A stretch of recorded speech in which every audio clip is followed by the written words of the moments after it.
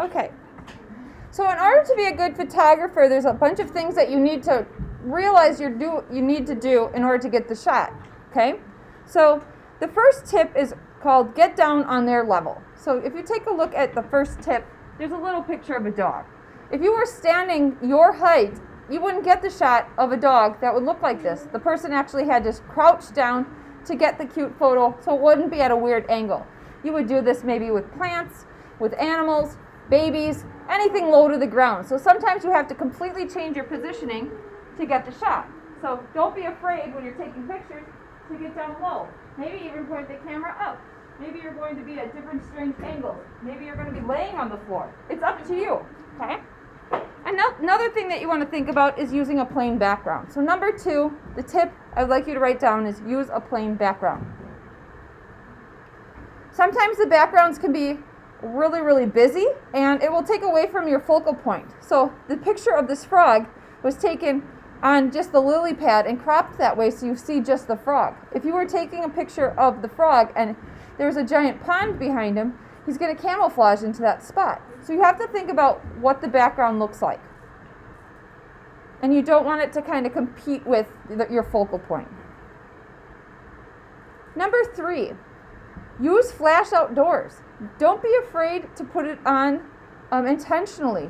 Sometimes it makes your photo brighter. So if you take a picture and it's really dark, if you put on the flash, it'll shoot that light at your the person or thing that you're taking a picture of, and it will come out a little bit brighter. So don't be afraid to use flash outside. Number 4, move in close. This is a picture of a lilac bush, but their focal point is just on the flowers. So you can just take pictures of what you want it to be. But you have to understand that you might have to change settings or be very patient and still when you're up that close so that it comes in focus.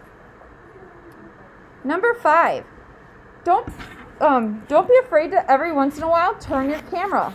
A lot of times people want to just automatically put it in the horizontal positioning. But if you turn it this way, you're going to get a completely different picture. So if you take a look at number 5, it's of a staircase. If they had this camera horizontal, you wouldn't see all of that beautiful archway and the stairs going up and the lighting and the columns. So you could take a shot horizontal, but take a couple of each direction. Even when you're using your cell phones at home, try it out and see how different the picture can look. Number 6, lock the focus. Now on cameras that we're going to be using, you have to get it in focus by pushing the shutter halfway down. Our cell phones a lot of times have a little box and you can tap the screen and then it will get in focus where you had tapped that certain part of your photo. You want to do that before you take the picture so that it doesn't get real grainy and out of focus. So after you've locked the focus on these cameras, it will be a little box that kind of comes on the screen and tightens the shot, makes it look more in focus. And then you push the shutter all the way down and it will capture it. Number 7, move it from the middle. I hope that you guys are writing these down because when we do the summative written part, it asks you about the top 10 tips. So make sure that you are writing them down. Number 7, move it from the middle. Your focal point doesn't always have to be in the center of your picture. In fact, it makes it more interesting when you have it moved off to one side or the other. In the 4th grade when you did your photography unit, you did one, right? No? Well, okay. Years ago in the 4th grade, we used to talk about the rule of thirds. The rule of thirds is a kind of a grid. And if you move your focal point into this grid, it'll just be more interesting. And when I'm done talking about this, I'll put a little diagram up on the board to show this barn and why it's in the rule of thirds. Number 8, know your flash's range. So when you have your flash go off, you want it to bounce off your subject matter. If you're too far away, it might not even hit what you're trying to take a picture of, so therefore the flash isn't really helping. So you want to possibly take a couple practice shots, walking closer in to see how well the flash is helping your picture. With that said, number 9, you have to watch the lighting. So if you take a picture with a lot of light behind you, like the sun or a window or a lamp, your focal point of what you're taking a picture of will be extremely dark. So you want to turn and put your body the other direction so that you can see the difference of how the light then bounces off your subject matter rather than makes them a shadow. And then lastly, don't be afraid to be a picture director. You're going to be possibly arranging things to take a photo of. Perhaps you're taking a picture of people. That's when you're telling them, stand a little closer, put your hand here, lift your chin. You guys have all had people direct you in your photos, especially at school when you take your school pictures. You know, they want you to put your shoulders back, put your chin down, turn your head a little, smile, let's redo it. They're all being the director of their shot, okay? So it's okay to be comfortable and tell the people in your photo or arrange things in your photo so that you get the best shot. Does anybody need more time writing this down? Okay. So at your table, without touching them, inside the bags is a chart like this. You guys will be working in column number 6.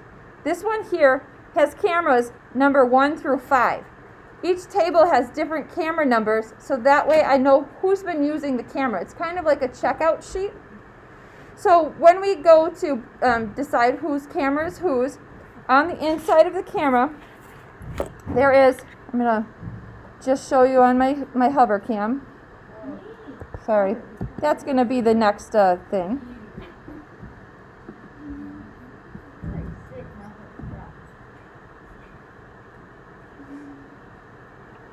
If you take a look up here, I'm just going to show you a little bit about the camera.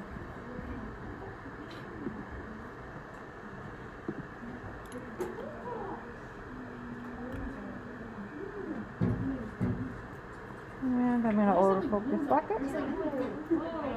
Okay. Voices off, please. Voices off, please. Thank you.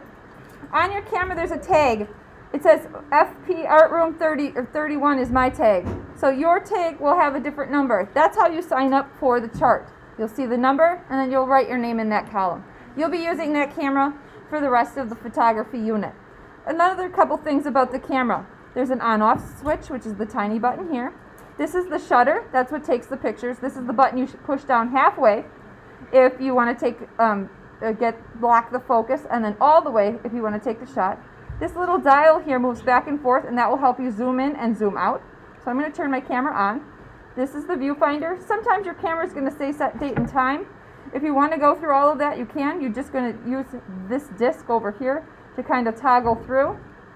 Today's the 10th. We're not in London. You'd be able to kind of scroll through. So anytime you want to move these things, you are going to, and this is going to give you like a time stamp to it. We'll say we live in Denver. Okay? Now it has that ready, so now it's going to get off of there and you won't see it again. Now, up in this corner, you want it to say auto. Right now it doesn't say that, so you want to push this button here. If it has the stars and moon, it's on the wrong thing, so make sure you click it till it says auto.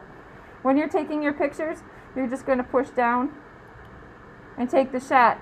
If your screen keeps going black, you want to push eco, because sometimes that happens. And eco will turn it off. Now I got a camera area. It wants me to restart my camera. I'm going to talk about the battery. If you have a battery problem or maybe your camera's not turning on, this is how you open the door. You're going to slide it sideways and it's going to pop open. There's a little blue piece right here. That's your memory card. Please don't take that out. Right here is an orange tab. You pull that forward, and this little thing here is a rechargeable battery for the camera. If yours needs to be replaced, you'll just bring it to me, and then I will give you a charged one. But you have to put it in the right way. The words on the back, it almost looks like ingredients. The words on the back actually go to the front of the camera. See these little 3 metal things? There's prongs at the bottom. They have to match up with that. If you turn it the other way, they will not match up. So another clue is there's a little arrow on both sides of this little triangle. The triangle matches up with the orange tab. You're going to put it in, slide that tab back, click it, push the door down, and then slide it back to the left, and then it will turn on. Your battery life is right here in the corner. That's as far as I'm going to go right now so that we can actually get our camera stuff checked out. I don't want you to turn it on right away because I don't want your battery to wear out while we are, before we even get the chance to take some pictures, okay? You can, go open the bag.